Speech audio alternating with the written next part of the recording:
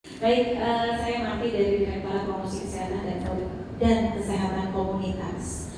Kali ini diundang oleh teman-teman dari Projecom untuk bisa memberikan tanggapan.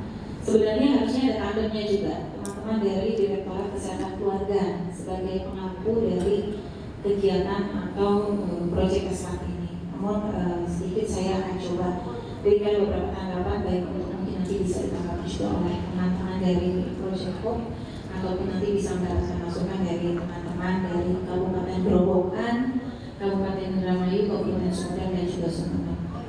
Baik, pertama-tama saya ucapkan apresiasi, terima kasih kepada teman-teman dari Projecom dan tidak miris gitu ya. Kenapa sih kok grafiknya bukannya naik gitu ya? Grafik pengetahuan tiba-tiba turun, grafik keterampilan turun gitu ya. Terus kok udah dilatih kenapa petugasnya masih belum pede misalnya gitu ya. Nah, mungkin ini juga jadi PR kita sama-sama. Kenapa sih seperti itu? Apakah memang ada hal-hal yang masih perlu diperbaiki? Misalnya dalam proses pelaksanaan pelatihan, seperti apa prosesnya, apakah cara penyampaiannya, apakah modulnya, apakah materinya, dan sebagainya. Karena kalau kita lihat tujuan dari proyek ini adalah untuk menurunkan AKI dan AKB yang lebih mendorong kepada bagaimana sih keterampilan petugas dalam melakukan penanganan secara cepat, itu yang terkait dengan kegawat daruratan pada maternal dan neonatal. Nah, sedikit mungkin ada beberapa tanggapan saya sudah sampaikan belajar singkat, bahwa memang dari paparan yang tadi disampaikan atau ditampilkan ini masih belum menampilkan indikator yang dicapainya secara jelas. Jadi harusnya memang ada indikator keberhasilan nih ya, indikator keberhasilan yang memang mendukung indikator nasional. Misalnya seperti meningkatkan persalinan di vaskes, kemudian meningkatkan cakupan ANC yang memang menjadi indikator teman-teman ya di kabupaten dan juga di puskesmas. Nah, kemudian kalau kita lihat bersama juga tadi evaluasi, mungkin ini untuk nanti dari teman-teman lebih cenderung pada prosesnya gitu kan, prosesnya seperti apa, bukan output ataupun outcome-nya. Nah, mungkin ini nanti bisa lebih diperdalam lagi atau dipertajam apakah memang nanti bisa dilihat sampai kepada output minimal gitu, atau bahkan outcome yang memang ini sudah berjalan dari 2023, 2024, dan 2025 ini tahun terakhir katanya ya. Sehingga memang ada dampak positif dari proyek yang memang sudah dilakukan.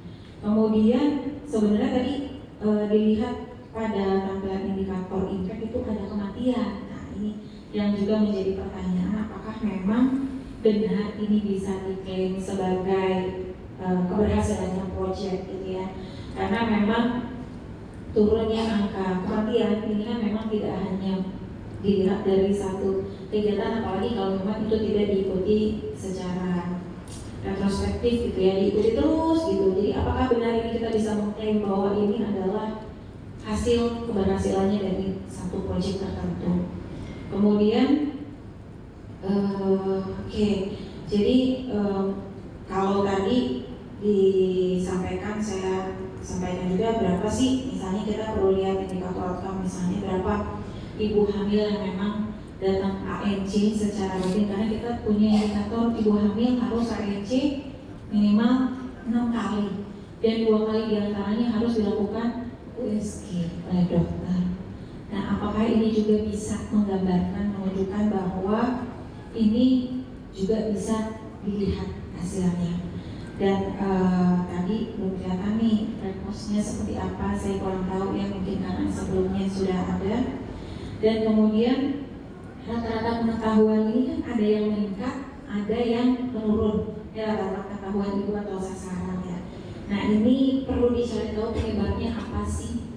Nah, kalau kita berharap tujuan keberhasilan dari pelatihan misalnya untuk meningkatkan pengetahuan, berarti kalau kita lihat nilai posnya lebih bagus dari pre-testnya, berarti kan pengetahuannya meningkat ya. Nah, ini ada yang naik tapi ada juga yang turun. Dan bahkan kalau kita lihat tadi hampir sebagian besar nilainya agak turunnya, ini perlu dicari tahu lagi sih kenapa, penyebabnya. Karena kita tahu ibu hamil ini sasarannya pasti akan berganti setiap tahun. Ya kan saya nggak mungkin hamil 2 tahun berturut-turut kan. Maksudnya nanti saya sudah hamil, saya harus melahirkan dulu gitu kan.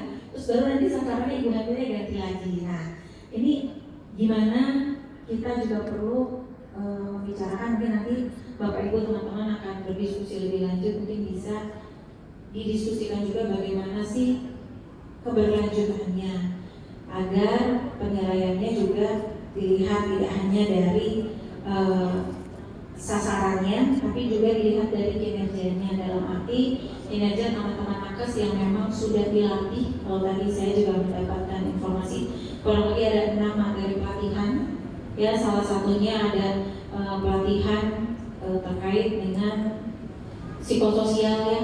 Nah, psikososial ada pelatihan KP dan sebagainya.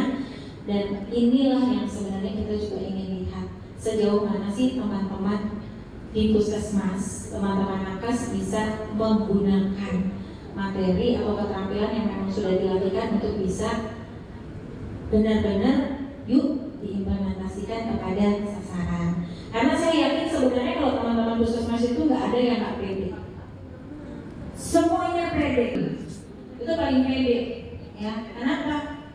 Nggak ada yang sulit di desa itu. Tapi tadi saya juga melihat, makanya tadi sempat saya diskusi karena memang sebelumnya belum terinformasi sebenarnya pelatihan kader yang dilatihkan kepada nakes ini seperti apa. Karena kita sendiri juga sudah punya yang namanya pelatihan kader yang mencakup 25 keterampilan